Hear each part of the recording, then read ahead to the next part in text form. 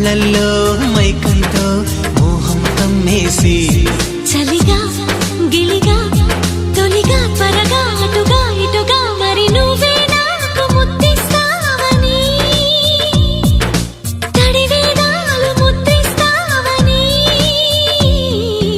నమ్మడానికి ఎంత బాగుందో నీకోసం రెక్కల గుర్రం ఎక్కి వస్తానని పగడపు దీవికి నిన్నే నేను తీసుకెళ్తానని